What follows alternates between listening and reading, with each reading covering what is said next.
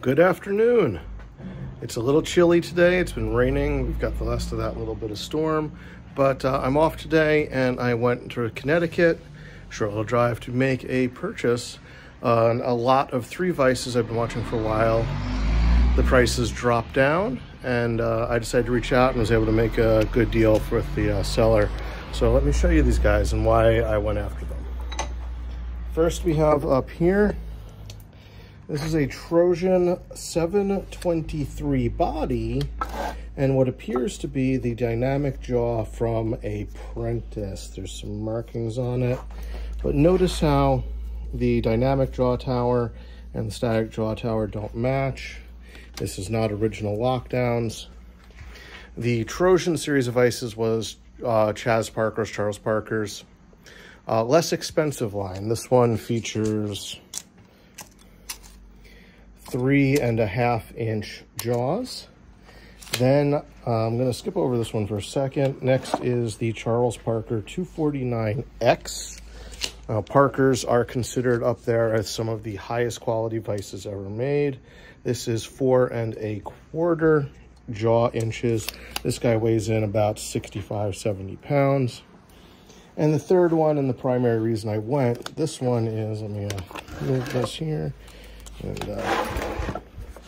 open this up. This is a Samson, S-A-M-S-O-N, and this was made by Rock Island for Sears.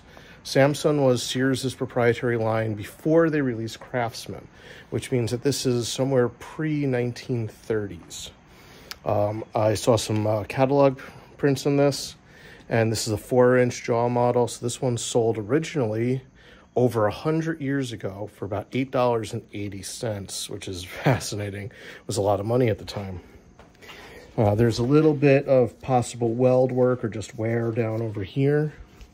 But the reason I went to get this is primarily because I got that Craftsman made by Reed the other week.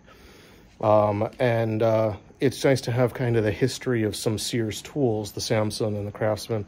And I'm thinking if I ever change benches or build around, I might put the Craftsman on one side of the bench and the Samson on the other.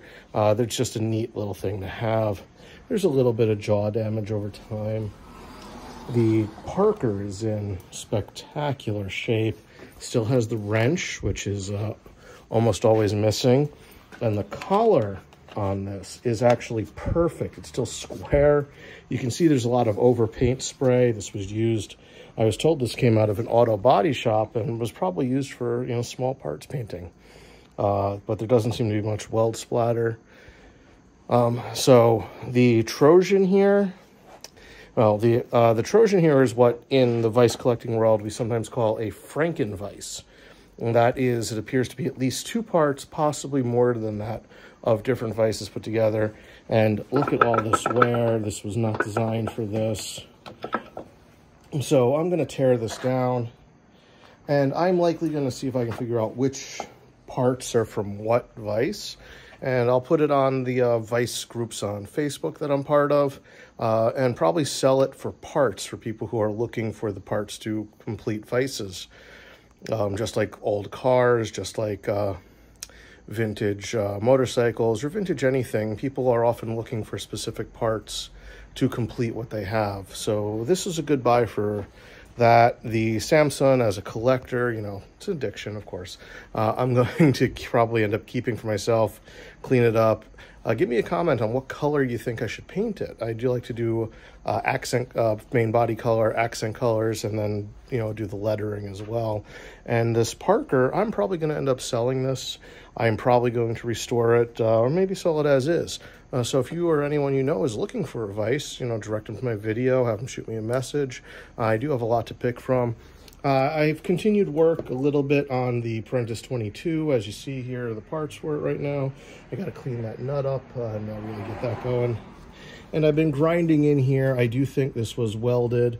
The amount of force that I've put on this, hammering at it from the other end, is intense. I may have to go borrow a 20-ton press. But I've been taking a Dremel carefully and kind of drilling that out. So this is today's haul, short little video. I'd love to hear what you guys think.